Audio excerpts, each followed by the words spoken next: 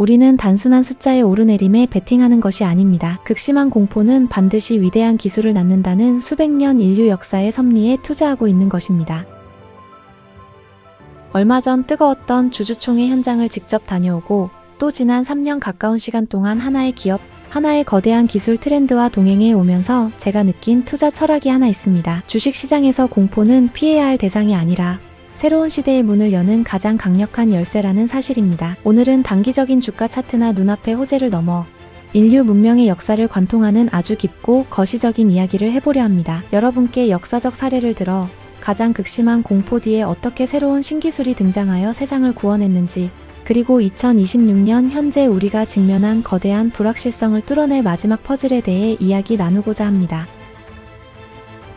첫 번째 사례입니다. 1903년 라이트 형제가 인류 최초로 동력 비행기를 띄웠을 때만 해도 그것은 나무와 천으로 만든 위태로운 장난감에 불과했습니다. 하지만 이후 인류는 1차, 2차 세계대전이라는 끔찍한 사륙과 공포의 시대를 맞이합니다. 하늘에서 폭탄이 쏟아지는 극단의 공포 속에서 각국은 생존을 위해 항공과 로켓 기술의 천문학적인 자본과 천재들을 쏟아부었습니다. 독일이 런던을 타격하기 위해 만든 V2 로켓, 적의 전투기를 막기 위해 발명된 레이더, 암호를 해독하기 위해 탄생한 초기 컴퓨터까지 수천만 명이 희생된 이 끔찍한 전쟁의 공포는 역설적으로 과학기술을 수십 년 앞당겼습니다. 그리고 전쟁이 끝난 후 이 파괴적인 기술들은 평화의 시대를 만나 아폴로 11호의 달 착륙이라는 인류 최고의 업적, 즉 우주시대로 만개하게 됩니다. 극심한 전쟁의 공포가 인류를 우주로 쏘아 올린 첫 번째 사례입니다. 두 번째 사례는 시청자분들이라면 온몸으로 기억하실 1997년 IMF 외환위기입니다. 하루아침에 대기업들이 줄도산하고 평생 직장이라 믿었던 곳에서 쫓겨나며 온 국민이 장롱 속 금부치를 들고 나와야 했던 그 참담한 공포를 기억하십니까? 대한민국 경제는 끝났다는 절망감이 한반도를 뒤덮었습니다. 하지만 바로 그 잿빛 공포 속에서 생존을 위한 국가적 결단이 내려집니다. 중후장 대형 굴뚝 산업 중심의 경제 구조를 완전히 뜯어고치고 전국의 땅을 파서 초고속 인터넷망을 깔기 시작한 것입니다. ADSL, VDSL이라는 낯선 기술이 보급되며 벤처기업들이 비엔나 소시지처럼 쏟아져 나왔습니다. 국가부도라는 극단적인 공포와 절망이 없었다면 우리는 그토록 빠르고 과감하게 인터넷 인프라에 투자하지 못했을 것입니다. 그 결과가 무엇입니까? 오늘날 전 세계가 부러워하는 IT 강국 대한민국이라는 결과가 바로 이 IMF의 공포 속에서 잉태되었습니다.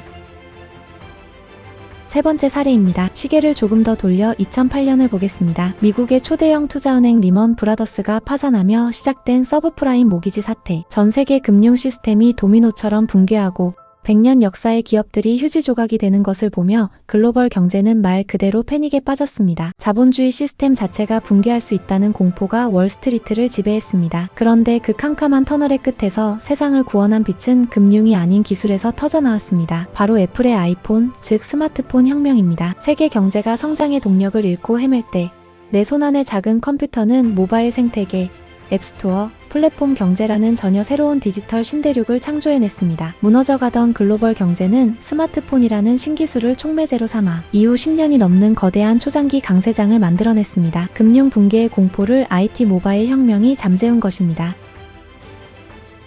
네 번째 사례는 불과 몇 년 전 우리가 겪은 2020년 코로나19 팬데믹입니다. 눈에 보이지 않는 바이러스의 공포로 전 세계의 하늘길이 막히고 공장이 멈추고 사람들은 집 안에 갇혔습니다. 실물 경제가 멈춰버린 이 전대미문의 공포 속에서 인류는 또다시 생존을 위한 진화를 선택했습니다. 직접 만날 수 없으니 줌으로 화상회의를 하고 클라우드에 자료를 올리며 모든 일상을 디지털로 전환하는 이른바 비대면 혁명이 폭발적으로 일어났습니다. 이 짧은 1년에서 2년의 시간 동안 인류 역사상 그 어느 때보다 방대한 양의 데이터가 서버에 축적되었습니다. 그리고 이 막대한 데이터는 결국 챗GPT로 대표되는 초거대 언어 모델 기반의 AI를 탄생시키는 결정적 자양분이 되었습니다. 바이러스라는 생존의 공포가 인간의 지능을 대체할 인공지능 시대를 10년 이상 앞당긴 위대한 역설입니다.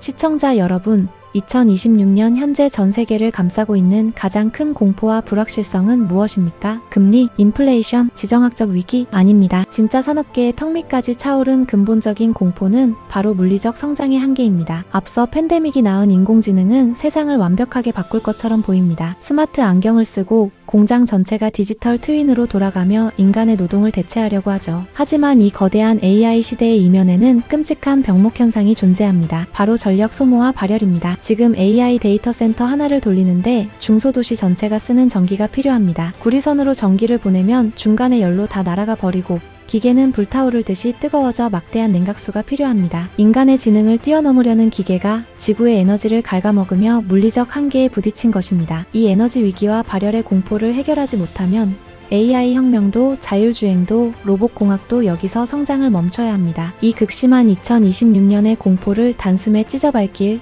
인류 문명을 다음 단계로 진화시킬 신기술. 저는 그것이 상온상합 초전도체라고 200% 확신합니다. 물론 시점을 예측할 순 없지만 이미 많은 분들도 공감하시다시피 이 기술의 필요성은 차고 넘칩니다. IMF의 초고속 인터넷, 금융위기의 스마트폰, 팬데믹의 AI처럼 지금 전 세계가 처한 에너지 고갈과 발열의 공포를 타개하기 위해 인류가 죽기 살기로 매달려 반드시 뚫어내야만 하는 역사적 필연입니다.